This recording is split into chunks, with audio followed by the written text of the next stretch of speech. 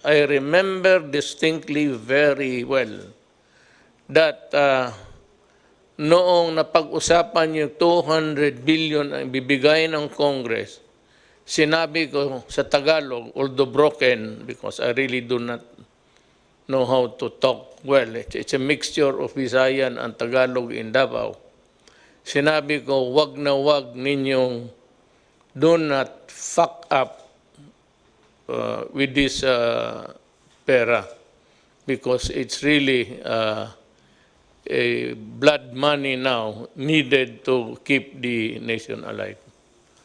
So wala akong I would listen to Secretary DOQUE. But I gave him the instruction and I admit it in public now, sabi ko sa kanya, do everything you can. Sabi niya, there's so many proposals, so I do not care. If it's not cheap, if it is expensive, just go ahead and do something about it. Kasi ipit na tayo dito. And those were the early days. I remember yung ipit ako, I was boxed in a corner. Sabi ko sa, even the task force, please do something about it. And the task force is a task force. It's composed of many talents there. Kung ang utos nanggaling sa akin, correct, tama yan. Ako ang nag-utos sa akin, sa sarili ko, na sabihin kay DOQUE na gawain mo. Ngayon, do not tarry because sabi ko, there's no more room in the hospitals. And alam mo, sa totoo lang, a pandemic is a pandemic. It occurs maybe every, I don't know. But noong panahon ng, well, that was the Spanish flu just before the First World War. Yung talagang maraming milyon ang namatay. But with the advances of science, it's because we were able to come up with the vaccine. The germs are still here, but they can no longer inflict damage on the next generation kasi nabakunahan na lahat. But to say na nawala, you do not kill bacteria and viruses. They linger on for as long as mankind is in this planet. Hindi talaga nawawala yan. Sabihin mo yung diphtheria, well, hindi yan. A vaccine cannot kill. It's the body that provides the defense against those microbes. Ito ngayon, wala pang bakuna. So gusto ko lang malaman ng sambayan ng Pilipino na I take full responsibility ng utos ko na magdalian mo. Wala akong pakialam kung saan ka magkuha, magnakaw ka. And I remember saying it, I do not care whether you go and steal, borrow, or kill a person to get what needs to be done. We would want to start with some explanation to be given by Yusek Lau on the purchase of PPEs and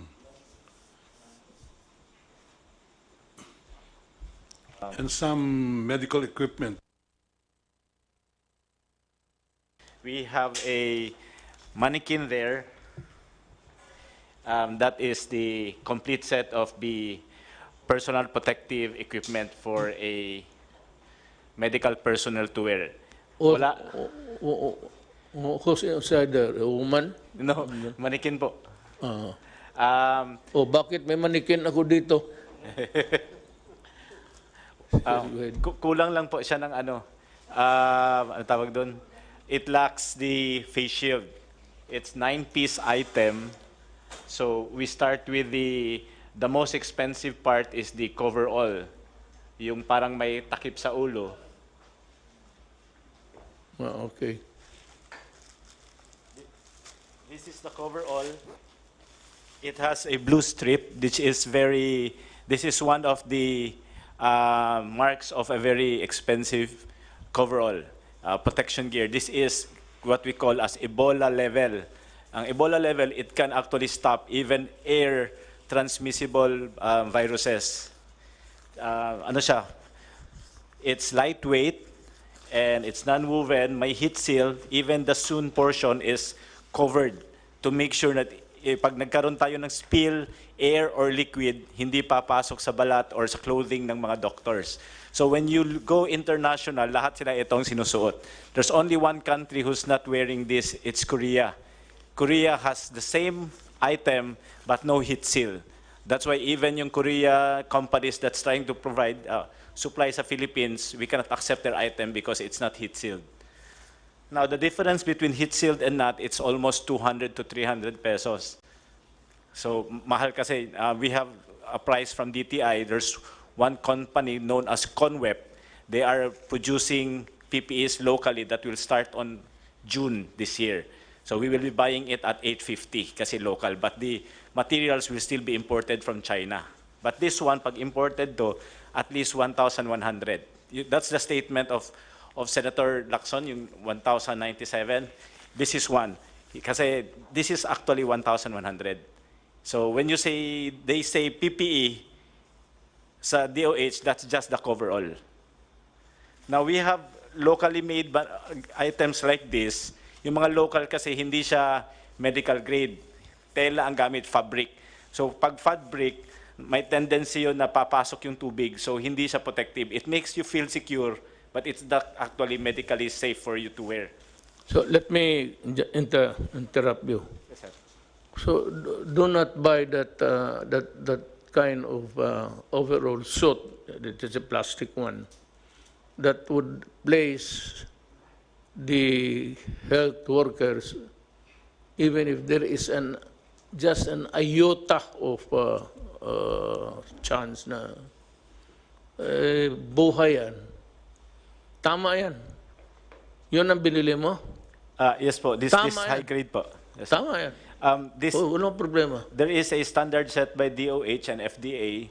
Ano po to, international standards, and we're following that. We don't go below kasi nga the company can be sued, we can be sued. I agree with you. Then the next po, we have the goggles. Yung goggles natin, there are many types of goggles. That goggles po, meron siyang butas but not direct. Pag direct kasi, pag may fluid, papasok siya. So may ventilation, but it's called the ventilation na indirect kasi may valve. So air can come in to make sure you will not perspire. The goggles is anti-fog para hindi siya mag-fog. And at the same time, may ventilation so that there will be no moisture. So pag wala siyang ganun, ang tendency you sweat, magpuputi-puti. The next one is we have two types of mask pinapasuot natin sa kanila. Both. We have the N95 or the KN95 and we have the surgical mask. Where is the other one? Nandun po. The other is a surgical. The blue one is the surgical, the white one is the KN95. Okay. It's the standard set by DOH, double mask po dapat ang suotin. And after that, we have the lab gown. The lab gown is isolation level. So the coverall is protective level, even air and water, hindi makapasok. The lab gown is isolation level. It means pag nilagyan mo siya ng tubig, hindi papasok. Pag nilagyan mo ng pressure, saka tatagos yung tubig. So there are a lot of cheaper lab gowns, but they cannot pass kasi po pag nilagyan mo ng tubig, tatagos lang. So it makes you feel safe, but medically, if you're not aware, you are risking your life if you do that. Okay, let me again, pardon. Sinong nagbigay ng specification? DOH and FDA po. Okay. So it's more expensive. Yes po, because it has to meet the standards. Ito po lahat naka-standardized. Even the gloves, sir, is It's powder-free, textured, and either latex or nitrile. Hindi pwede yung PVC or other types kasi masyadong manipis and hindi medical grade. And ang advantage po lahat ng sinusuot ng mga doctors natin, kahit yung head cover and shoe cover, it does not promote growth of viruses and bacteria, which is very important. Kaya hindi po pwede yung reusable. May binibenta mga reusable sa market. They offer it to us, we send it to DOH. Ang risk kasi pag reusable, pag hindi siya maayos, pwede ka mag-contaminate. That's the explanation to us given by DOH. So it's high risk. Again, I interrupt you. Do not ever do that. Yes, sir. You just throw it away. Yes, sir. If you place a person in jeopardy, he is working, lalo na yung mga doktor, they're fighting for life. Tapon mo na yan. That's the reason why we're spending money. And we will spend money. I said we can always sell everything that we have. Tapon na ninyo yung, kasi I read. Yes, sir. So sa kanila, yung sabulo, goes into the trash can pagkatapos. Paghubad nila, tapon na sa trash can.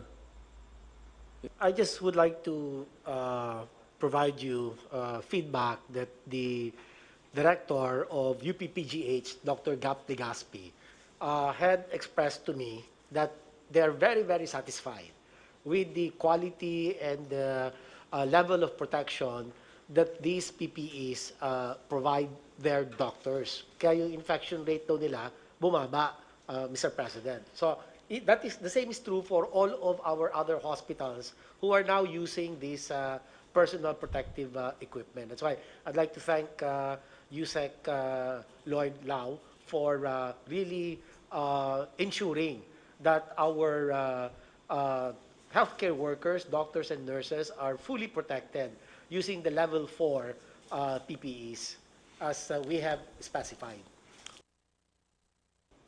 Pag panahong ito, medyo some say na nag-flat na tayo. But ang problema, the number of cases is going high, some 14319, 14,319. Sabagay, the only good thing there going in our favor was that the recovery rate is very high. 3,323 ang death, 5 lang bago. Total of active cases 10,000 lang. Ano ba talaga itong, are we on the second, third, fourth, or fifth wave? Or no wave at all? Mr. President, we're actually on the first major wave, major po, of sustained community transmission. Yung pong nabanggit ko na second wave and my assumption, my statement was based on the article that was published by Dr. John Wong of the Epimetrics. Dr. John Wong sits as one of the expert advisors of the Interagency Task Force on Emerging Infectious Disease. And to him, as an epidemiologist, a top epidemiologist, he considers that the 3 first cases in the Philippines, although imported, would represent a minor wave. Maliit na wave lang ho siya, sir. Tapos nagkaroon po tayo ng lull of about a month, the whole of February, and then March, nagkaroon po tayo ng mga umpisang reported cases. Alam mo, huwag ka masyadong ano dito, touchy sa mga issues because always there will be pro and cons. Pakinggan na lang natin because this is a democracy. Kaya lang, but democracy, there is the favor of attacks. Issues plus attacking the guy personally. So, alam ko ikaw, you are hard-pressed. And I know your situation. You just tell us if that is the one that's in your the gray matter between your ears. Eh, di sabihin mo, ano, ayaw ninyo maniwala, bahala kayo, basta ito yung akin. So that maybe you should adopt that kind of attitude. So be it. If I committed the wrong, as long as there is no malice there, kaya ito ng expensive. Hearing out now ni Atty. Lau, eh, tama siya. And I would even caution, I said, do not recycle. Because recycle, you have to, yan ang ayaw ko. In recycling, you have to worry whether or not it will cause a new infection. And worse, it would affect the user. Ang user niyan, ang mga doktor. O ang akin lang dito is, I'm looking for, what I'm interested to know is that, is there graft and corruption there? Yeah, was dirty money change hands? Kaya talagang, pagkaya na, wala na tayong pinag-usapan, talagang maghiwalay-hiwalay tayo. Pero kung sabi ka lang, nagkamali ka, as it is, yung sabi mahal-mahal ng ano, ito nga yung panahon ng, I said, at the height of the contagion, wala naman akong narinig na gustong tumulong.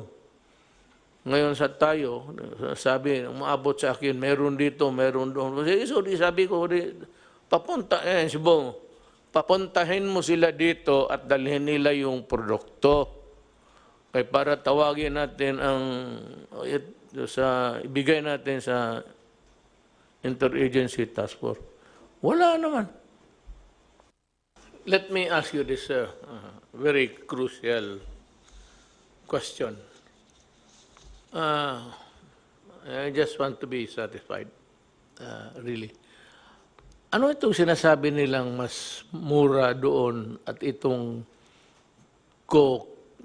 mag-asawang spouses ko are the dealers of itong yung nabili ninyo at mahal?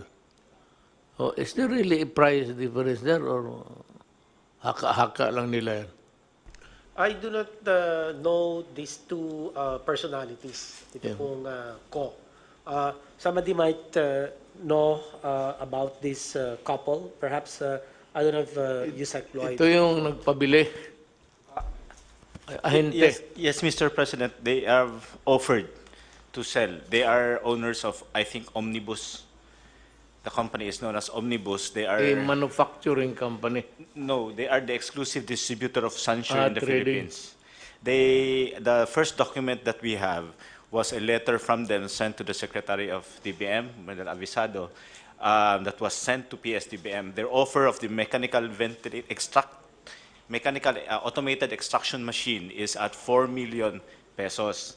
We also have an email from them offering the said item at 4,350,000, which Senator Lacson is claiming that if you buy it direct from Sansure, it's only at 1,750,000.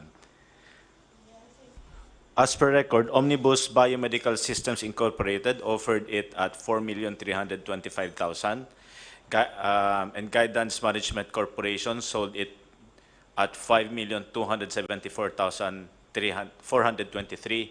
Filanaserve Incorporated at 7,740,000. These are all domestic corporations selling Sansure equipment in the Philippines.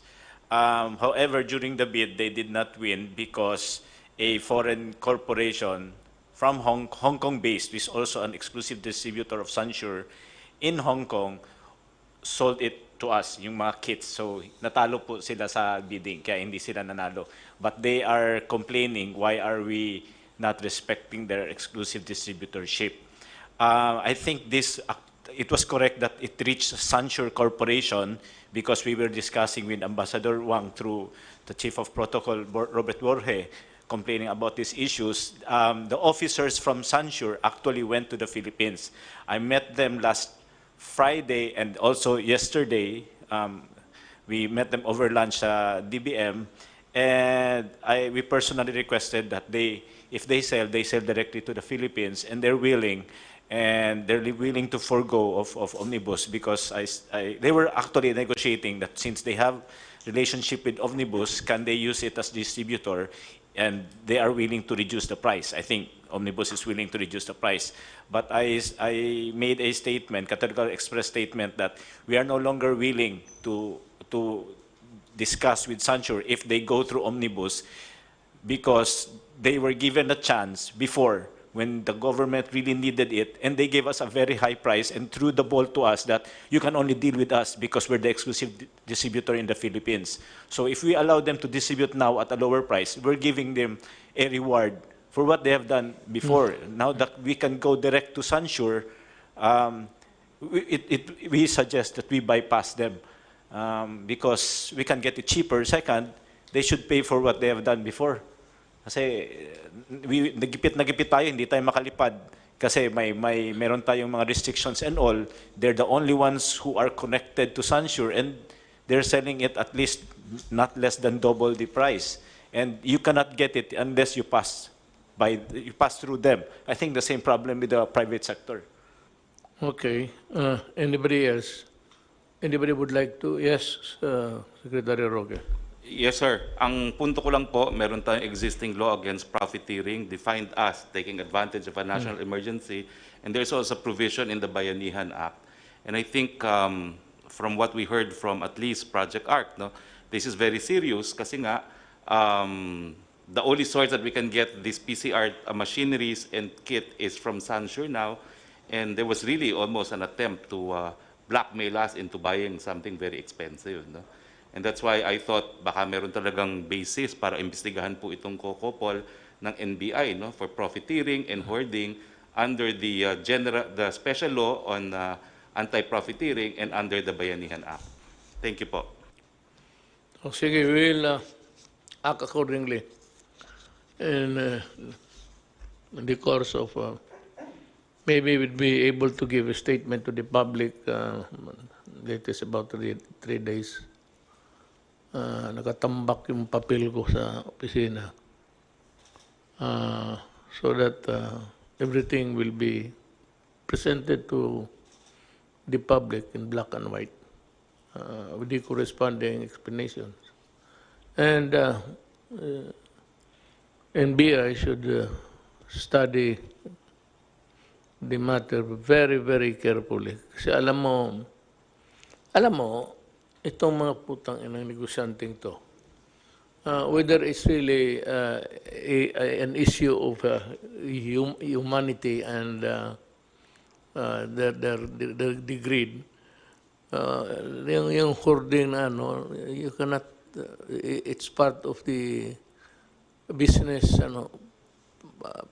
practices which you may call not even obnoxious. It's repulsive to the human mind when you start to think about it.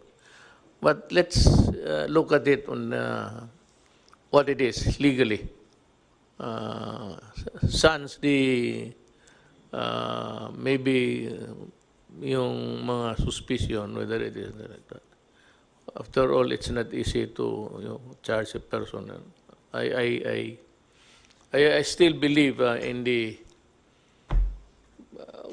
the NBI has the probable cause, then go ahead. But I still believe in the, what accruing to government people working, the presumption of regularity in the performance of their duties. Dito na naman tayo sa a more serious problem coming up is the issue of the OFWs coming in. Sa pagka ngayon, meron tayong 24,000 stranded in Manila. And they are stranded in the sense that they are not allowed or they cannot go home because the local governments are not accepting them. So, merong mga pronouncement na ang policy na they will not accept returning OFWs. Ang masama nito, kasi pag ganun ang behavior natin, Secretary Bello says that there are about 302 coming in a short while, and 62,000, 302 and 62,000 are expected to arrive as soon as our airports are open. No, in the, not really confusion, but in the desire to protect their respective territories, ganon man. And I can say that if that is the way they would handle it, like somebody who's really a chieftain of a city or province during a pandemic time, okay yan. Pero alam mo, hindi naman lahat talaga nagkasakit. And it is very cruel actually to deny them to go home. Nandito yan sila sa hotel because they are not, or they cannot go home. First, because of lack of money and resources. So I have instructed, was it last night,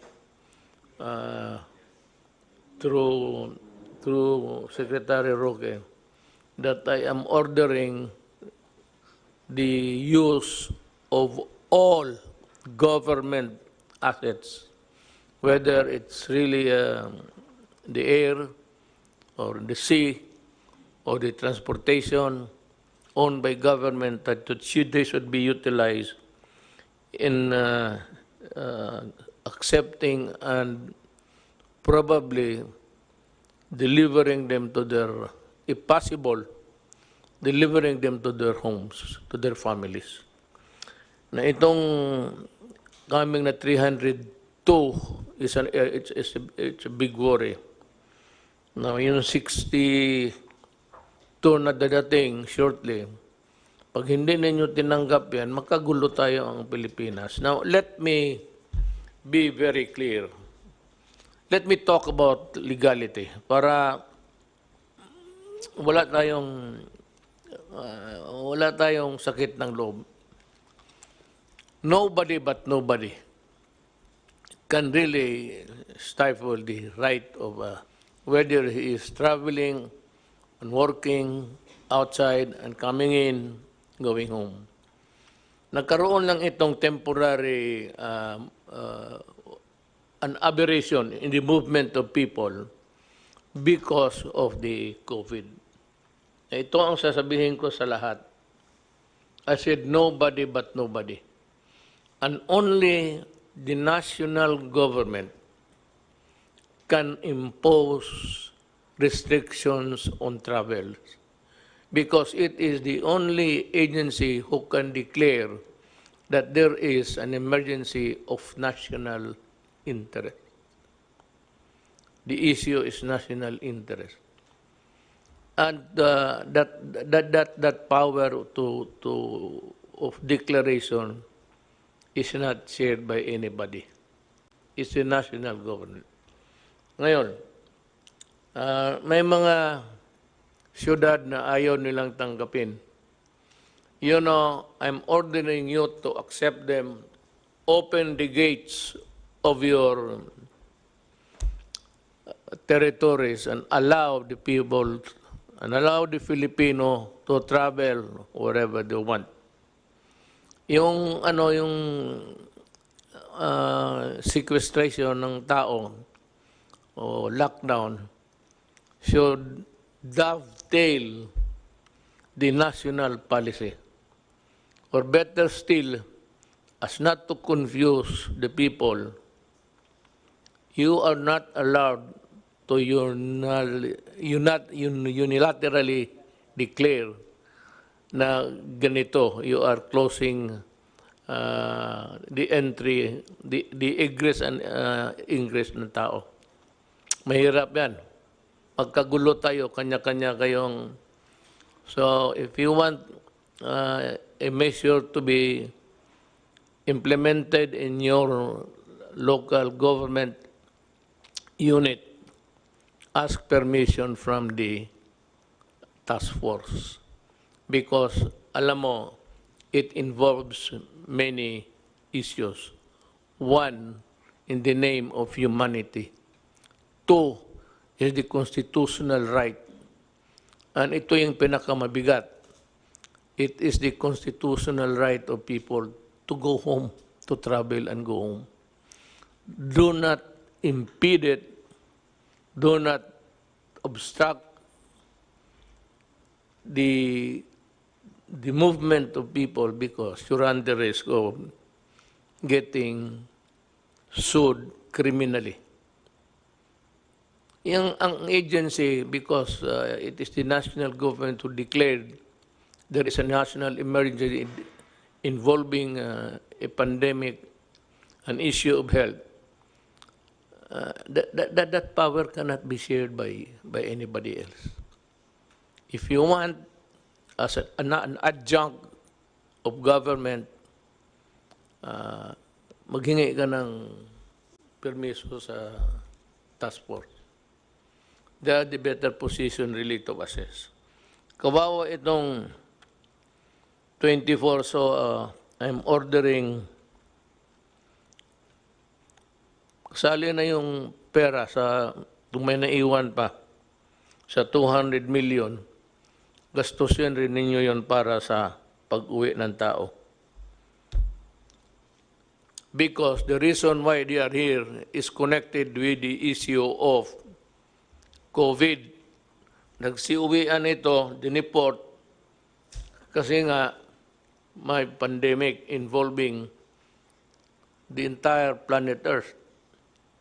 So the reason why they are deported or forced to go home is because of, well, maybe so as not to have a contagion involving a lot of, in numbers.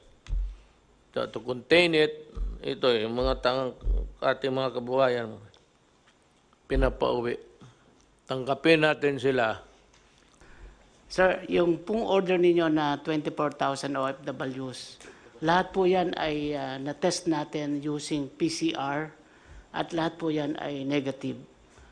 Kung sakali lang po na may makakalusot na nawala yung kanyang result at siya ay dumating sa LGU ng walang papeles, ang advice po natin sa LGU, tanggapin ninyo at ilagay ninyo sa quarantine hanggang dumating yung kanyang result. Sapagkat yung pong 24,000 po yan ay tested negative po sa PCR. Yeah. Doubly, more reason really for not refusing to accept them. Kawawa naman. Alam mo, ladies and gentlemen, if you're listening, Pilipino to, kababayan natin. Tanggapin ninyo and provide for sequestration houses if you want. Yung doon sila i-quarantine. Pero hati-hati tayo sa problema. Total, hindi naman kami nagkulang. Whatever you need, we provide. It's just a matter of time. You cannot service the entire 110 million Filipinos at once. That's why I think it's ignorance only on the part of the LGUs. They don't understand, you know. So I think tama ho yung sinabi niyo, we should lecture to them. We should have seminars. I'm willing to give it even via Zoom, di ba? We're doing this anyway for LGUs. We can do it for them.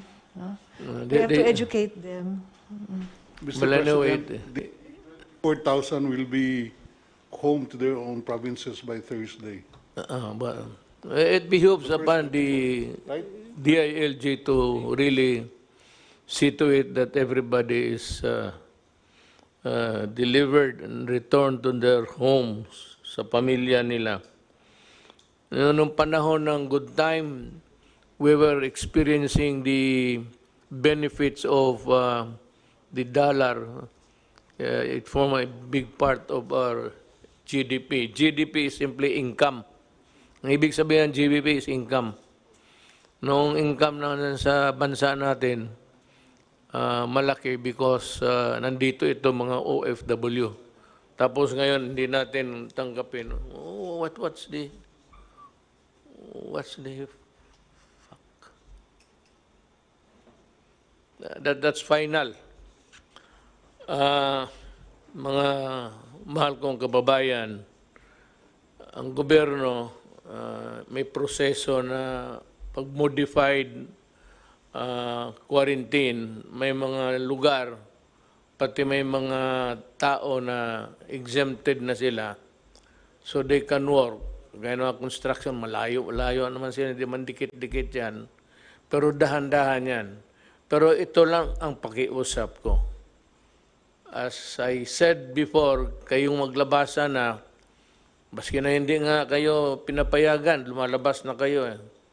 Hindi ko naman kayo madampot, pati yung mga bata ninyo kung isalin ninyo. But ito ilagay ninyo sa ulo talaga ninyo, ha? Sa conscious mind ninyo palagi. Ang COVID ho, nandito pa. And yung pagpalabas ng mga tao, hindi ibig sabihin na tapos na ang COVID. Nandito pa rin. So, kung gusto mong lumabas ngayon, sa ngayon, wala pang medisina, walang vaccine, at your own risk yan.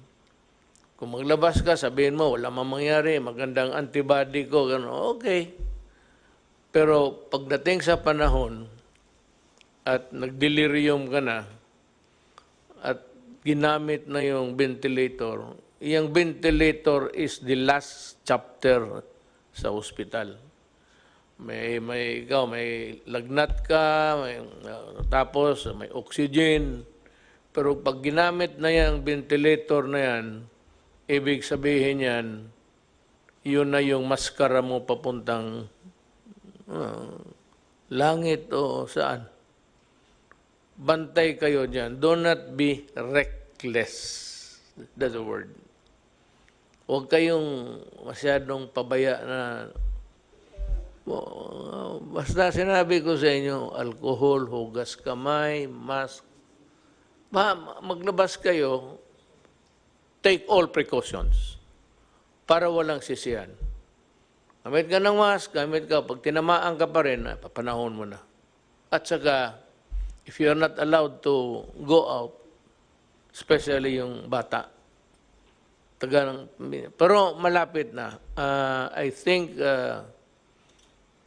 by the grace of God, we will have the vaccine before the end of the year. So mag-asa na lang tayo sa mga marunong at saka mayaman na mga bayan. They are feverishly